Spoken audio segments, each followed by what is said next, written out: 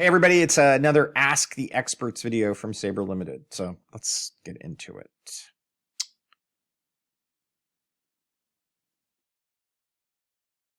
So this is part two of my video. This is AI Concepts 102. So I did 101 earlier, and this is moving forward with AI. So what I want to talk about in this video is kind of how to adopt AI. I talked about a little bit about how AI works in my previous video. So now I want to get into how to adopt AI.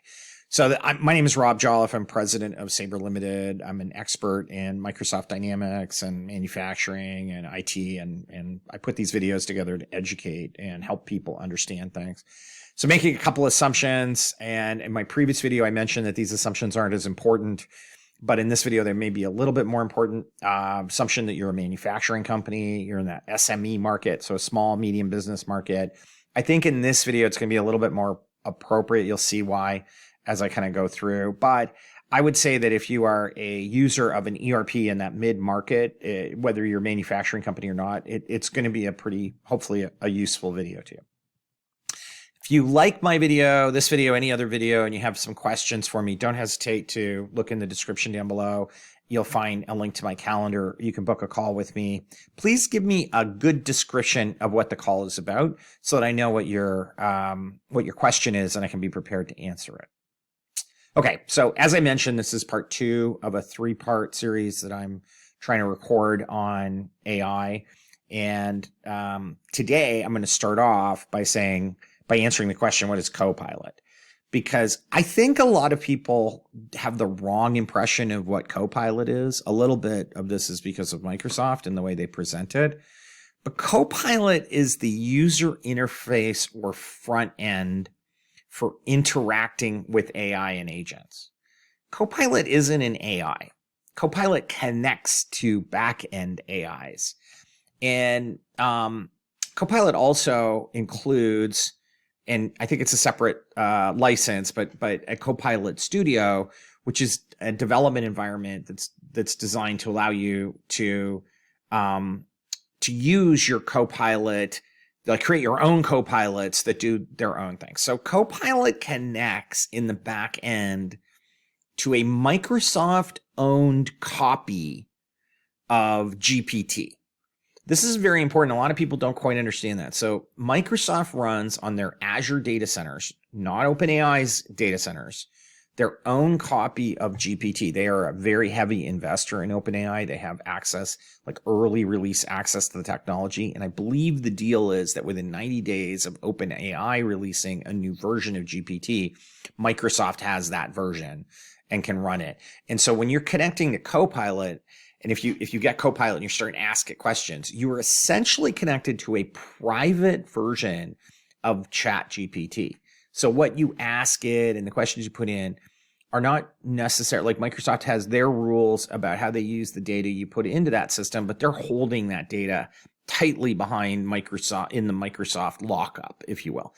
Whereas ChatGPT could be using the data that you provide to it in other ways. Now, I'm not familiar enough with ChatGPT and OpenAI and how they use the data to be able to say it's bad or not bad. But I know that Microsoft in particular is very keen on trying to maintain the integrity of the data you feed into their GPT, into their Copilot, and keep it like at an enterprise security level. So that's a really important thing for Microsoft.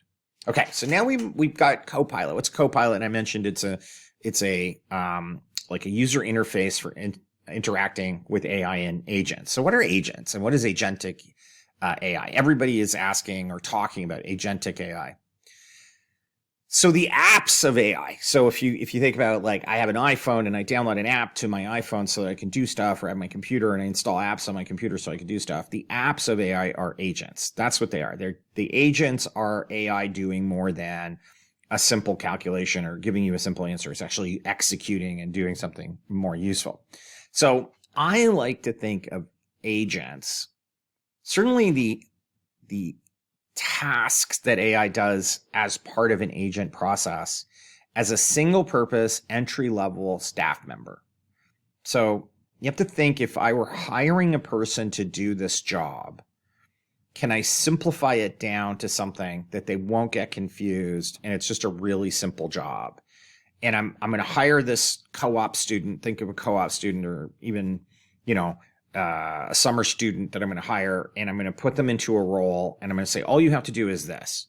And you just have to do it correctly every time without ever being bored, without ever taking a break, and just do that thing. If you think of an agent that way, that's probably a really good way to think of an agent. Now, there are going to be three sources of agents. There's going to be first-party agents. So there's going to be a Microsoft agent that Microsoft publishes in ChatGPT. In Copilot. So you subscribe to Copilot, and then an agent comes with it. That's a first-party agent. There's going to be I'm going to use the term ISV. It's an ERP term. It means an add-on third-party vendor agent. So ISV is integrated software vendor. Agents built for general use. So these are things like if I'm in a Microsoft software package, there are going to be third parties who create agents because Microsoft didn't create an agent, or the Microsoft agent is too general and broad use. There are going to be third parties who create agents. And then there are going to be custom agents that you build for your business that you yourself do. I'm going to give an example of building your own agent as kind of a flowchart walkthrough of how agents work, just to give you a bit of an idea of what they do, and to drill into this concept that they do very simple single activities. So I want to automate the purchase quote process. So when I send out an email to a vendor and I say, can you quote on this for me? So these are requests for quotations to my vendor. I'm going to send a purchase quote out. Hey, I'm thinking of buying this from you. Here's what it is. Send me back the information. So I want to have an agent that will find emails that are replying to my email out with the purchase quote, match the email to the purchase quote. In my case, I'm going to use Business Central as the ERP system. So in the ERP, Business Central. And then I want to go into the ERP and update the purchase quote with the information. Let's just say it's the price and delivery time frame. Okay. So I'm going to have my agent. So I'm going to build my agent. So what's my agent got to do? Well, my human is going to tell the agent, check my email for new purchase quote replies and update the purchase quote. That's essentially what I want it to do. I want the job of it to be like my agent's acting as a person doing this for me. So it's got to check my Outlook, or it's got to check an Outlook, because I've sent out an email that says, hey, here's a purchase quote. The vendors are going to get it, and then they're going to have to email me back. And when I wanted to read my emails in Outlook and determine, are they purchase quote replies? Like, is this email a purchase quote? Now, this is where an AI is good, because you could take an AI, you could dump the text from an email into an AI and say, is this a response to a purchase quote? And the agent can look at it and probably very accurately say, yeah, it looks like a response. So I'm going to use something called Power Automate, because I have to trigger my agent. I have to tell it, you need to do something now. So I'm going to use Power Automate, and Power Automate's going to monitor Outlook. And when Power Automate finds any email that comes in, Power Automate is going to call another agent. And the other agent is the one that's going to read the emails and tell me if they're purchase quote replies. Okay. So that other agent is going to connect into an AI agent, most likely the one that you're using for everything, but you don't have to. This is an interesting thing about the way this is all going to work. The agent that is calling the other agent, which if you watch what's going on, that's what's really happening. The agent that's calling the other agent is maybe one of them is running using GPT and the other one's using Claude. And that's legitimate. And that's, I think, what we're going to start seeing is that it's not always the same AI being used throughout the whole thing. Okay, so the second agent's going to send the email into the AI and say, hey, is this a purchase quote? Okay, so then now when I find a purchase quote, should I update and put information in it? So I'm going to put another agent in that's going to call another AI agent and now say, basically, what purchase quote is this, right? And then I'm going to have Power Automate. So the first agent calls Power Automate and says, check Outlook. That agent sees some emails and tells Power Automate, pass them to my other agent and tell me if they're purchase quote responses. So the first agent, this one here, up in the upper left corner, tells me, yes, they're purchase quote responses back to the main agent. And the main agent says, okay, great. Goes to the second agent and says, hey, find out which purchase quote this is for and what data is in it. So the second agent, this one on the right side, tells it, yep, this is a purchase quote response for purchase quote 1234, and it's $100 and it's delivered in 2 weeks. And then that finally calls a Power Automate again that pushes that data into Business Central. So this process flow is really, this is where I'm saying these are dumb, quote unquote, dumb co-op students, right? This agent here calling the AI agent and saying, check and see if this is a purchase quote. I'd give it to some student. I'd say, here's how you can tell it's a purchase quote. Go ahead and tell me. And if it is, send it to this other person and tell the other person to go look up the purchase quote and get the data from it, and then push that through this third process, which doesn't have to be an AI now. It's just a Power Automate that says do it. So you'll notice that the Power Automate is in the center of this entire process. So what Power Automate is, because I didn't really explain this, it is a tool that Microsoft provides that can trigger something to happen, or once triggered, can make something happen. It's basically a macro writing tool that I can write a macro that will open an email and send it someplace, and then open the email and send it elsewhere, and then take the information that I got out of something and send it into a third place. And so Power Automate is really the glue that's binding this entire process together. So let's say, having gone through that and kind of giving you a rough idea of how agents are built up, and this is really, after lots of trial and error, people have determined that this is really how you have to build agents. There have to be multiple agents, and they have to work together. And there's one agent that's kind of like the boss agent that's curating the other ones. That's generally the way that they run. How do you get started with this? Well, the first thing is I would not try and build my own. And this is my own personal experience in trying to build my own, which I talked about in my previous video, and how I just created a hallucination. You really kind of have to, or you're best to start with canned AI. Find something that's out of the box, that's ready to go. Because building like that, even that simple example, building your own AI is possible, but it's kind of hard to do. And if you don't have an IT team and you don't have somebody with the time to do it, and they'll get distracted, they'll get halfway through it, they'll fail to create it. And there's a lot of examples actually of big enterprise projects now that are failing in creating AI solutions. And it's because, I think part of it is because it's a lot of trial and error, and the adoption just never happens. So try using an AI that's ready to go, and you can just start using it. Let's take a look at Business Central really quick.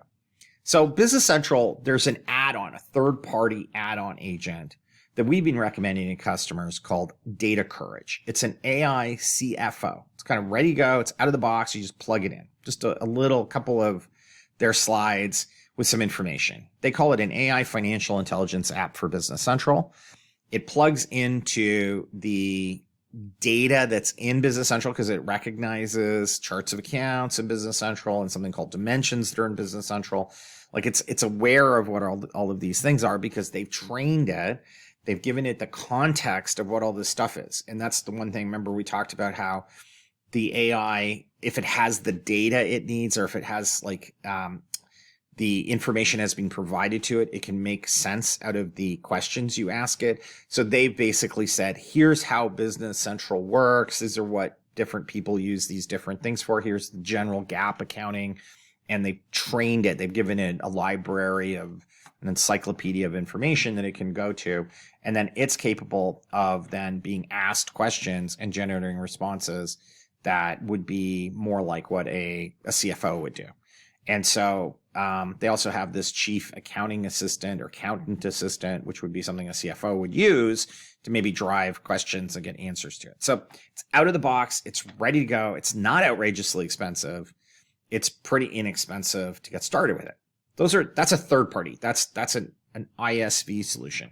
You also have a bunch of things inside Business Central today. And I think all ERP systems are beginning to do this, that are providing different capabilities. Now, if you happen to be really interested in looking at what does Business Central have in it today that you can use, here is a website. We'll put it in the description below as well, where Microsoft is keeping a current document. Because I got this in early fall of 2025 is when I pulled this data out. So it's late fall 2025. So it's two months old. Let's go through some of the stuff that they've created. So Microsoft has created an agent called a sales order agent. And what this agent does is when a customer, this is not the agent, this is the agent, and this is a person who works at the Business Central company. What the agent's doing is it's when a customer sends a request by email, the agent reads the request and tries to figure out what it is, sends it to a human with some notes and comments and says, what do you want to do? And offers to create a quote or add a task. And then the human says, yeah, create a quote for me. So it'll create the quote. The human looks at it, sends the quote to the customer. Like the human will say, yes, go ahead and send it. It'll go to the customer. Customer will review it. Doesn't know an AI wrote it necessarily. The customer will answer and say something else, which might end up being, hey, like they had more questions. The quote isn't right. And you could go through this iterative process. There's a payables agent that's now being built into Business Central. So this is in Business Central. Both of these agents are in Business Central. They are included in the product, so you don't have to pay extra for them, but you do pay for the AI tokens that are used by these. But here's another example. Payables agent, an email comes in, it's got a PDF attached. That's an email with an invoice, an AP invoice. So it'll check and see, is this an AP invoice? If it is, it'll send it off to the agent supervisor, the human who's looking at it. Can you confirm this is a payables invoice?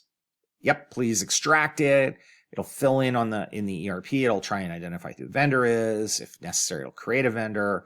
It'll draft up the AP invoice it thinks it is. This is your Bell phone bill, and here's the AP invoice I think it is. Here's the GL accounts I chose based on previous phone bills, and review and confirm and finalize that.